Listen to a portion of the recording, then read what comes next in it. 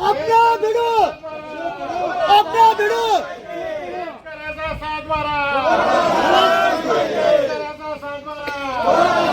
आगे बढ़ो, हम तुम्हारे साथ हैं।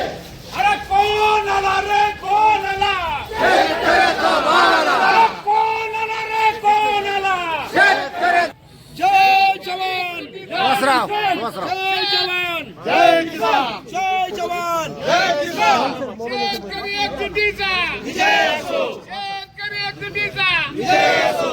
साथ मागा साथ मागा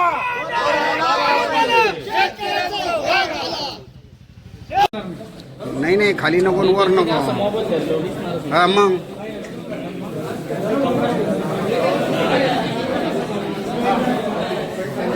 पुढं मी येऊ?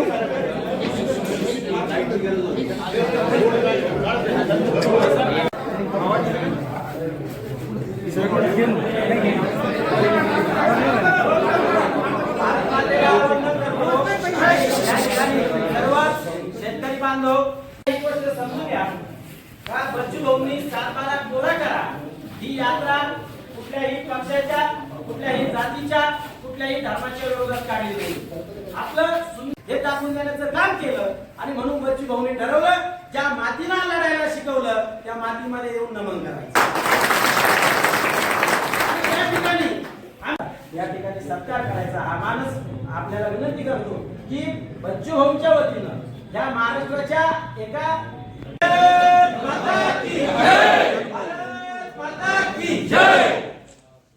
बच्चू भाऊ तुम आगे बढ़ो, हम तुम्हारे साथ हैं। बच्चू भाऊ तुम आगे बढ़ो, हम तुम्हारे साथ हैं।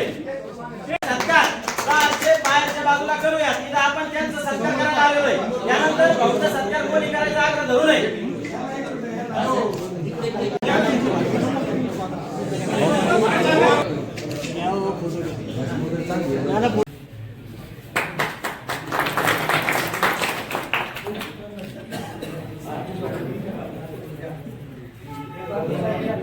आहे भाऊ तुम्ही धनंजय भाऊ दादा यांचा देखील या ठिकाणी सत्कार होतोय यानंतर धनंजय भाऊ धोरडे नतमस्तक पाले आलो आहे अडचणीत असणारा शेतकरी शेतमजूर माझा मेंढपाळ बांधव असेल मच्छीमार असेल उत्पादक शेतकरी असेल माझा दिव्यांग भाऊ असेल अनाथ असेल ही जी लढाई कित्येक वर्षापासून आपण लढतोय आणि मी एकदा आता शरद जोशी साहेबांचं भाषण ऐकत होतो त्यांनी संपाची पुकार त्यावेळेस घेतली पण ते 30% 20%च त्यांना यश आलं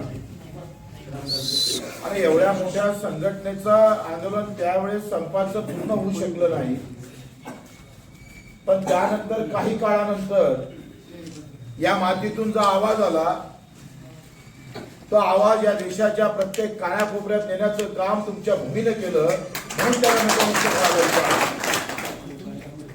प्रचंड ताकदीचं आंदोलन आपण उभं केलं आणि त्यात अर्थकारण होते तर आमच्याशिवाय तुमचं जगणं कठीण आहे हे बिनधास्तपणे सांगण्याचं आंदोलन होतं.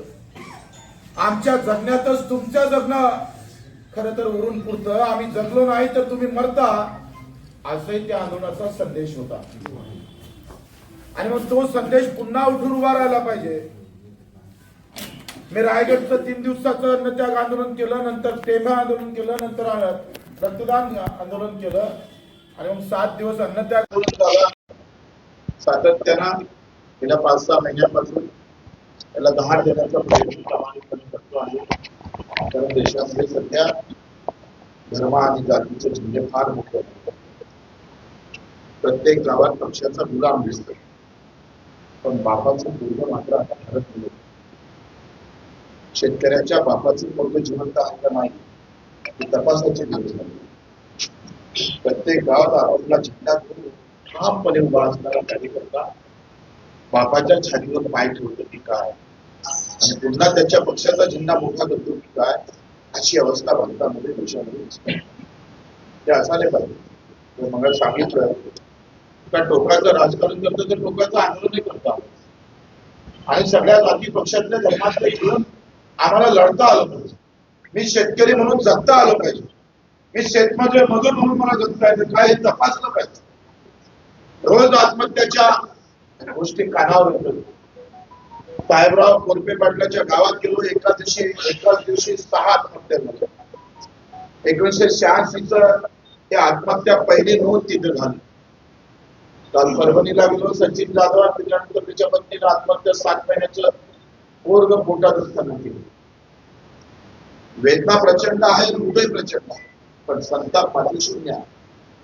संतापाची लाटच नाही. व्यवस्था इतकी वाईट आहे का गावात आत्महत्या झाल्यानंतर त्या गावात साधं बॅनर पण लागत नाही, कोणी आवाजही उठवत नाही. पण जाती जर थोडं रक्त जरी निघालं तरी रक्तपात व्हायला वेळ लागतो. राजकारण आमच्या डोक्यात टाकलेलं ते उतरलं पाहिजे. आमच्या डोक्यातलं भूत उतरलं ना तर आम्ही सांगतोय, आमच्या डोक्यातलं शेतकरी भूत जर अंगात असलं तर सरकार एका दिवशी आम्ही पाहिजे थैथे नाचायला लावतोय. कोणत्या पार्टीत राहा, कोणत्या पक्षात राहा, कुठल्याही जातीचे राहा, ओबीसी राहा, मराठा राहा, बौद्ध राहा, दलित राहा, कोणी पण राहा, पण मला शेतकरी म्हणून जगण्याचं खऱ्या अर्थानं नवीन तंत्र जर स्वीकारलं नाही तर मागचा 100 वर्षाचा काळ आणि येणारा 100 वर्षाचा काळ या मधातल्या अतिशय महत्वाच्या स्तरावर आपण पाहतोय. आपण उभं राहणं गरजेचं आहे. समोरचे मागचे 100 दिवस तर बेकार गेले, येणारे 100 दिवस आमच्या नातवाचे, आमच्या पोराचे चांगले गेले पाहिजे. त्याच्या हक्काची लढाई अधिक ताकदीने मांडली गेली पाहिजे, मोठी झाली पाहिजे. म्हणून आता पेटून उठण्याची गरज आहे. राजकारणाचं काय घसरण, एखादी जिल्हा परिषदची तिकीट भेटणार नाही, आमदारकीची तिकीट भेटणार नाही, त्याच्यामुळे काही कोणाचं अडणार नाही. पण शेतकरी उभा राहिला नाही तर आमचे गाव बर्बाद होण्याची मला. आता गाव मोठं का माझी आमदारकी मोठं हे समजून घेणं फार महत्वाचं आहे. माझं नाव मोठं करण्यापेक्षा माझं आंदोलन कसं मोठं करता येईल यावर चिंतन. कोणा किती भाग घेतला, कोणा किती रक्त वाढलं याच्यापेक्षा माझ्यामुळे कोणाला काय फायदा झाला ते महत्वाचं. लढाई पैशाची आहे, लढाई पैशाची आहे, पैशाच्या लुटीची आहे. आणि पैशाचा गेला हा जातीभेद नाही, अर्थभेद. कोणाच्या खिशातले पैसे किती काढल्या जातं आणि ते कोणाच्या खिशात घातल्या जातं हा मोठा व्यवस्थित व्यवसाय. रमीवाल्यानं 1 लाख कोटी कमावले होते, कारण 9,000 कोटीचा टॅक्सच भरला त्यांनी बरोबर. राज्याला 9,000 कोटी भेटले आणि रमीवाल्याच्या खिशात 1 लाख. आता अदानी अंबानीचे गेले, व्यापाराचे गेले, तुमच्या आमच्या मुलाच्या खिशातले पैसे घरदारावर घेऊन वेळ प्रसंगी आत्महत्या करून कोणाच्या आत्महत्यातून, कोणाच्या मरणातून आमच्या गव्हर्नमेंटला टॅक्स जमा होतो त्याचा आनंद होत असेल. आणि ते सुद्धा सत्तीबांना त्याच्यातून टेंडर म्हणून जर आम्ही माझ्या कमिशन घेऊन खर्च करत असेल तर याचं नाव सांगतो ना. तुम्ही सांगा या रवीच्या गेममध्ये लुटला आम्हाला पैसा जमा एका ठिकाणी. आज रवीचा गेम जर ऑनलाईन ठेवला लावा तर गुन्हा दाखल नका. मोबाईलवर ठेवला गुन्हा दाखल. कसले कायदे मोठा कधी कधी तर अचंबा वाटतो. तर ठाणेदार साहेब लगेच इथे कधी पडता करून खेळू द्या, हे आता परवानगी आहे. म्हणजे किती व्यवस्थित लुटा लक्षात घ्या. सचिन तेंडुलकर त्याची जाहिरात करतो आणि आमचे तरुण पोरं आम्ही पाहिजे. आता या सगळ्याच्या मध्ये भाव द्यायचा नाही, कर्जमाफी करायची नाही आणि लूट मात्र कायम ठेवायची. म्हणजे रमीवाल्याने जर 1 लाख कोटी कमावले असतं तर पेट्रोल डिझेल वाल्यानं 7 कंपनीवर 7 लाख करोड. कारण जगात डिझेल आणि पेट्रोलचे भाव 40% कमी झाले आणि देशामध्ये 20% वाढले. एका लिटर मागे 15 रुपये वाढवले. तुमच्या आमच्या मोटरसायकल मधले सगळ्यांचे पैसे त्या 7 लाख कंपनी दिले. एका कंपनीवर 1 लाख करोड, 20 लाख कोटीचा कर केंद्र सरकारमध्ये बनवलं तुमच्या विचारला असतो पैसे पहिले कुठं खर तर आम्ही भांडलो पाहिजे आमचा वाद असला पाहिजे पैशाच्या हिशोबासाठी घराघरात भावाभावात जेव्हा भांडण वाद होत तेव्हा ते मोठा सावित्र असा वाद होत नाही माझ्या नावानं किती करतं ते सांग मला 2 एकर देतोय तू 2 एकर घे तूही 2 एकर घे त्याच्यासाठी रक्तपात करतोय भावाभावाचा वाद हा अर्थवादाचा असतं आणि जातीतला वाद मात्र अस्मितेचा असतो आणि इथंच घे म्हणजे इथंच घे पण आपल्याकडून अपेक्षा ते आहेत सगळ्या माध्यमातून बच्चू कडू काय नेता बनायला आला नाही वाटते या सगळ्या खुशी द्यायचं कारण असं आहे का मी सगळे आंदोलन तपासून पाहिले आणि सगळ्या आंदोलनाच्या तर हत्याचं बळजबरीचं आंदोलन तर ते संपात आहे त्याच्याशिवाय विचारत नाही 10 मध्ये तर छत्रपती हल्ले बघितलं बाबासाहेब महात्मा ज्योतिबा फुले एखादा शब्द एखादी चुकीची जेव्हा आपण एखादी गोष्ट करतो झाली तर तिथं आपण थांबून जातो मी मागं उपोषणाला बसलो धोधो मी उठल्याबरोबर धोधो पावसाला अख्खा पेंडल पडला आणि मी उपोषण सोडू नका असं म्हणतो काही वेळा त्या लोकांकडे 15 तारखेला चक्कर जातात म्हणलं आपली बोलली तर आपली बोलली जाईल आपलं सरकार आपल्यासोबत आपलं जर बोलत राहिलं नाही तर आपल्या आंदोलनाला फायदा होणार नाही म्हणून तो निर्णय घेतला कदाचित तो चुकीचा असेल किंवा चांगला असू शकतो ही तपासणी लोक ते आपण काही तथ्य नाही पण लहान माणूस चुकला तर 10 डाव बोलले ते सगळे मोठे किती डाव चुकले पवार साहेब चुकले नाही अजितदादा चुकले नाही उद्धव साहेब चुकले नाही राज साहेब चुकले नाही मोदी साहेब चुकले हे सगळे सहन होते पण तुमच्या आमचा शेतकऱ्यातला लढणारा आमचे शरद कशी एक डाव चुकले आमचे उभे राहिले लोक त्यांना पाळले राहण्यानं चुकाचं नसतंय आंदोलन करण्यानं चूक करायची नसते चूक मात्र नेत्यानं करायची असते त्याचा झेंडा घेऊन पाठीमागे उभं राहायला असतं आमच्या चुका नसताना चुका दाखवण्याचं काम केलं जातं आणि आमचे लोक त्या चुका 10 दाखवून त्याला बदनाम करण्याचं काम करतंय अहो संप फक्त आम्ही पाहतोय कर्मचाऱ्यांचा 1 दिवस जर म्हटला तर एका दिवशी सगळ्या संघटना एकत्र उद्या 1 डे मध्ये बगल कॉम्प्लेट ना लाऊडस्पीकर ना जाहिरात ना मीडियावाले ना कुछ नाही त्यांनी सांगायचं पत्र निघालं शिवसेनेला 4-5 कोटी कर्मचाऱ्यांकडे चालले होतं आणि एका दिवशी संपामध्ये कधी वाईट पडलं तर सांगितलं कर्मचारी अधिकाऱ्याच्या संपामध्ये मात्र सगळेजण काय जे काही असू दे संप केला ना लक्षात घ्या आंदोलन म्हणजे फक्त काही मागणी पूर्ण करण्यासाठी नसतं आंदोलन माणसाला जिवंत करतं आंदोलन लढणं शिकवतं आंदोलन आम्ही पाहतो धाडस देतं हिंमत देतं माझा कुणीतरी लढणारा आहे असं ते आंदोलनकारी सांगत असतं आंदोलनाच्या चौकेर बाजू आम्ही जर तपासल्या तर आंदोलन मागणी तरी फसलं असेल परंतु ते आम्ही पाहतो उभं राहण्यात ते तेवढंच मोठं करून जातं हे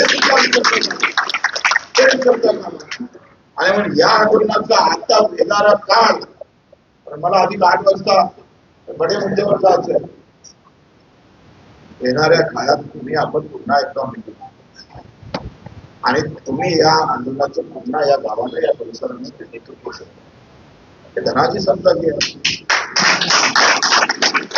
महाराष्ट्र संभाजीराजे जेव्हा धर्तीतीर्थ पडले तिथे सांगायचं विचारलो वतनदारी पद्धत आमच्या शिवाजी महाराजांना बंद केली शिवाजी महाराजांना म्हटलंय का जे सगळे आमचे नात्या गोत्यातले लोक याच्याकडे 20 गाव आहे त्याच्याकडे 10 गाव आहे याच्याकडे 50 गाव आहे त्या वतनातून त्यांचे पोट भरत होते मस्तावले होते आणि लोकांची लूट केल्या जात होती आपले होते स्वतःचे होते नात्यातले होते गोत्यातले होते तरी सुद्धा आम्ही सांगतोय मुसलमानापेक्षा ते आमचे वैरी आहे असं म्हणून वतनदारी बंद करणारा तो छत्रपती शिवाजी महाराजांचा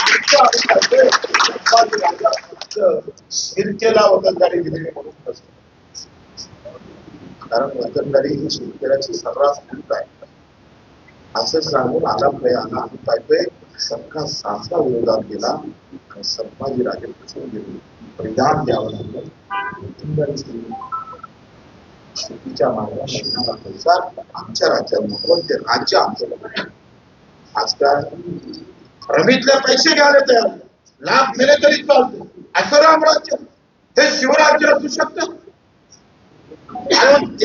इमानदारीला लाथ मारून आम्ही पाहिजे स्वराज्य निर्माण करण्याचं जे स्वप्न छत्रपतीला पाहिलं त्याच ताकदीवर बाबासाहेब लढले, महात्मा ज्योतिबा फुले असं नाहीतरी लोणकर असं. मित्र, हे सगळे महापुरुष जातीपाती धर्मात आम्ही वाटून टाकलेलं. कधी कधी या महापुरुषांकडून प्रेरणा भेटायला पाहिजे तर विवाद देखील टाकू शकतो. आम्ही तो ताण करून टाकलेला आणि त्यांचा सल्ला घेऊन आम्ही एका मुलाला लढता आलं पाहिजे. महाराष्ट्रात एका जातीपाती लढून सुरू केला हे वस्ती त्यांनी आपण कधी एकत्रित झाले पाहिजे.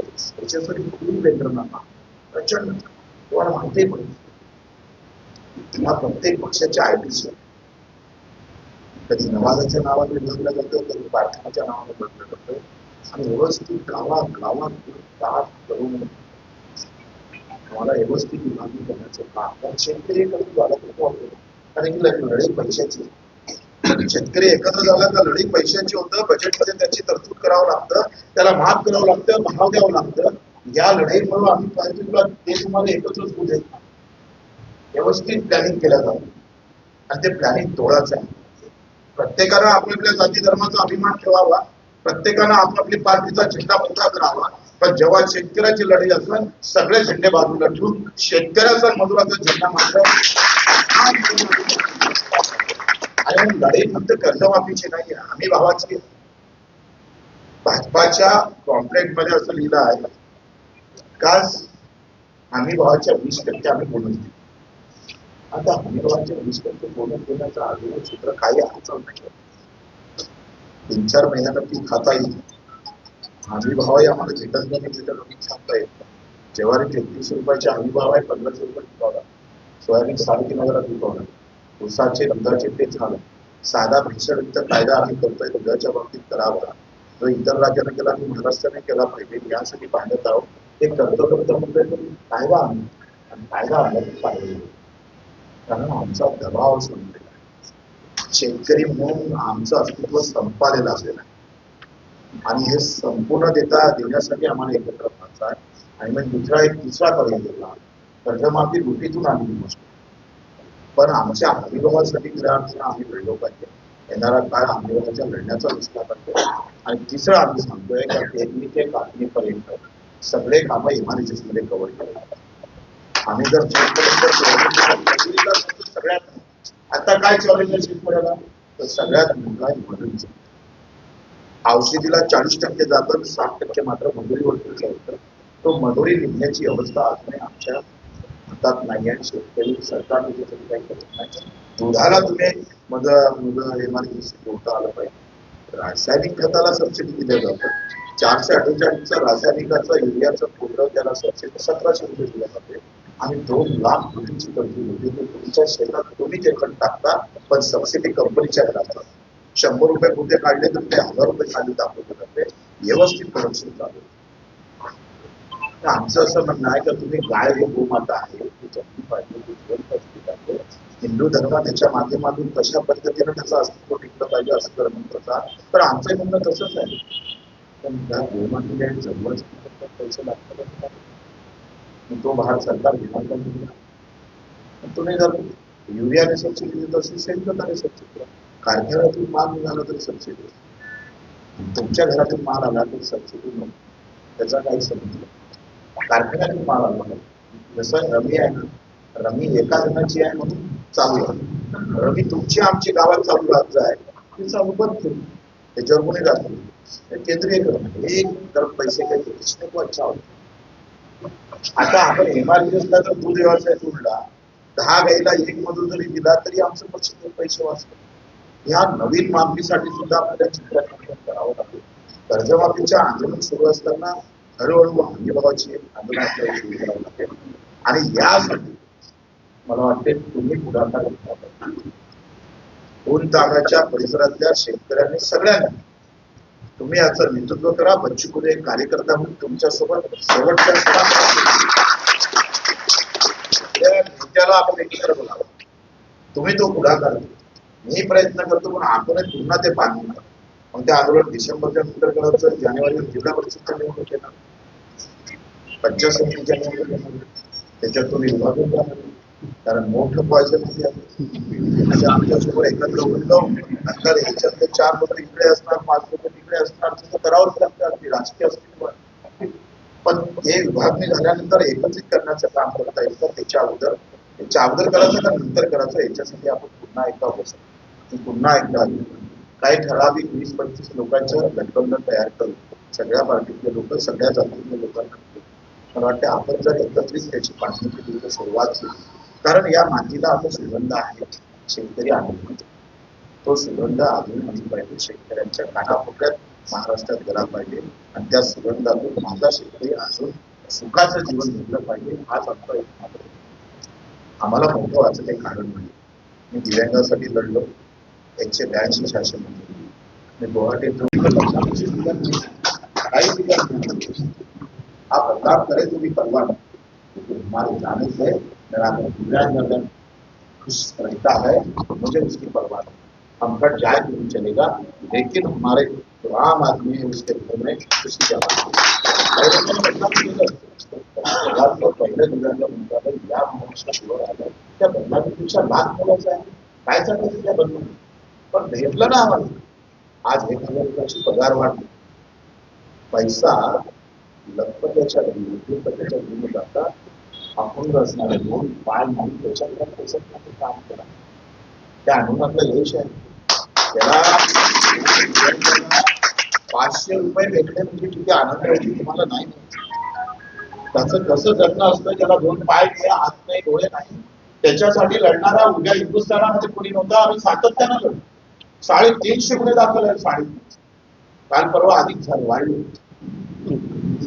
आम्ही त्याची पर्वा नाही केली आणि म्हणून आपण पाहिजे का व्यवस्थित त्याची बांधणी करू. मला अधिक समोर जावं लागतं. सभा अजून आहे त्या आरामशीर मला तुम्ही 10-15 लोक सगळे लोक सगळ्या पक्षाच्या एकत्र बोलून एक थोडीशी बांधणी करू आणि इतर सांगितलं घेऊ. ते फार जास्त लोकांची न घेता त्याचं चिंतन मंथनाची आपल्याला पाहिजे. मी दुधाच्या आंदोलनात सुद्धा इथं मदत आलो होतो.